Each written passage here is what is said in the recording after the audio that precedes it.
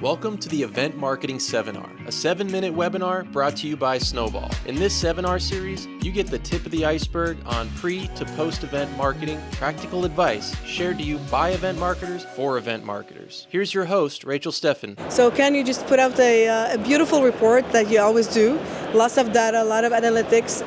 What surprised you from this last report, what you saw in terms of audience behavior? So we've been going through a number of different topics. The one we launched here is on the experiential. And we've been finding some interesting findings in what organizers and planners think versus what attendees think. We asked, first of all, what is experience to the attendee? Experience to the planner and organizer was things like keynotes and galas and awards and AV and immersion.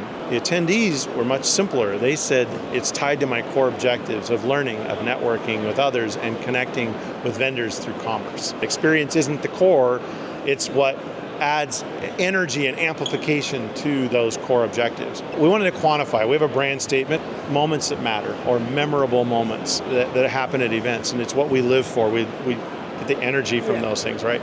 We said, okay, did you experience a memorable or peak moment at your most recent event? 78% of organizers, planners said they think there's something memorable. The attendee came back and said only 40%. How can we improve there? What are they looking for that makes it memorable? They came back to those core elements once again. They talked about connecting with someone, something that they learned, a vendor that they found, a new product that they discovered, their core objectives again. What did the organizers think the peak moments were? They thought it was the gala. They thought it was the awards show. They thought it was the celebrity keynote that they brought in. They were diversely different in that, disconnected on that. In an era of rising costs and all the challenges that we're running into, how do we lower costs? We retain. We retain the attendees. They come back, and they told us that even the 40%, if they had that peak moment, they were 85% more likely to be returning to the event. The normal retention in events is only 30%.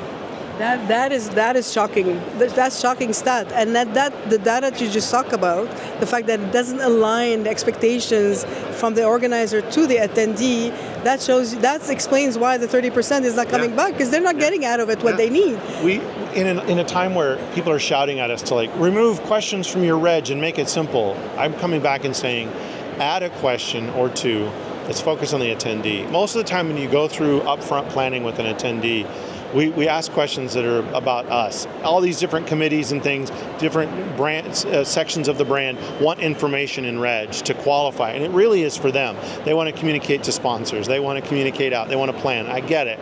But add a question that says, what is your core objective in coming to this event? Pre-event marketing, which is a huge weakness for us in our events.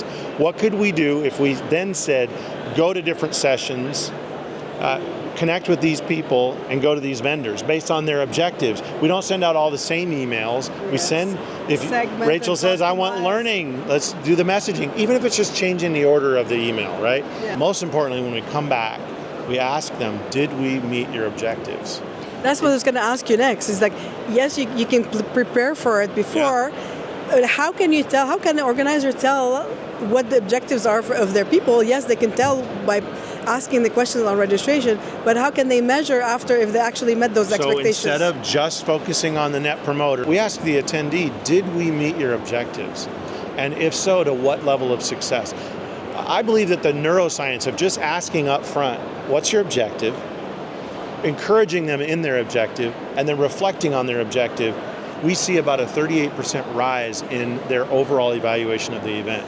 We're dealing with a generational shift we've never seen in the events industry. Yes, can you touch on that one? We spoke about it earlier, about the big rise of retirement and the younger generation that's coming in, and that 30% of people not returning. There's a whole correlation between that. So I'll speak for myself. I'm Gen X. We're the generation that doesn't matter. No one studies us. They're not a report. We're mathematically irrelevant. Boomers were the largest. Then millennials came in, and now Gen Z. Gen Z is the biggest we've seen.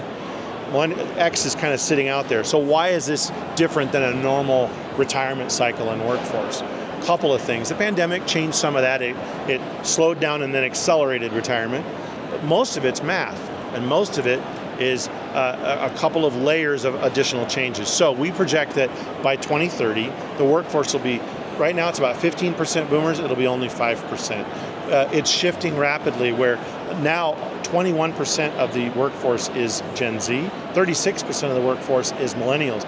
They aren't next generation, they're now. We're dealing with a generational shift. At the same time, we have an economic model shift. The last time we saw this, no coincidence, was the boomers. Boomers were the end of the industrial era and moved us into the information age. So they didn't just pick up a baton from the greatest generation out of World War II. They actually had to come into a different economic model with all of the challenges and opportunities and turmoil and politics and everything, sound familiar, that they dealt with. Fast forward, we're moving out of the information age into what's next. We'll look back 10 years from now, 15 years from now, we'll have an identifier. Some will call it the experience age. Others will talk about AI. It's probably neither of those things. It's probably both of those things. We'll identify from industrial to information, from information to next, and we will benchmark it by this generational shift yet once again. This is an opportunity for us. This generation tells us more than any other generation that they trust face-to-face. The New York Times did a study recently that showed that the number one users of AI, Gen Z. That doesn't surprise us. But do you know who trusts it the least? Also Gen Z. They understand it more than the other generation. What they've come to is that they trust in person, in all other channels, from media, government, education, all the different core things. 92% of the emerging generation say in-person events are where they actually build trust. They can get hands-on, talk to people face-to-face. Trust is the currency that will take us into this next economy. And how do you get these people into the shows, into face-to-face? Because they are marketed to differently, and they see events differently, and they have different reasons for their why they come to events. So what's the best way to get them to come? One of the highest levels of anxiety among Gen Z when they enter the workforce is they don't know how to network. The second highest level is actually meeting people face-to-face and connecting, which is tied to the first one. What could we do at events to both encourage them? We market wrong. It doesn't mean you have to have smaller events. It just means you need to communicate differently. Boomers have always been, and Gen X came alongside with, I want you to jump, how high? The next generation comes in. When I do that, I just did it a few minutes ago on the stage, they yell why. That fundamental why is the key. And it, by the way, reaches both generations because the why will inform the how high. Let's address what's different about them and encourage their why. And it's marketing 101. Talk less about me and more about the customer. And I think that if we evaluate much of our event marketing, it's a lot about us and not as much about them.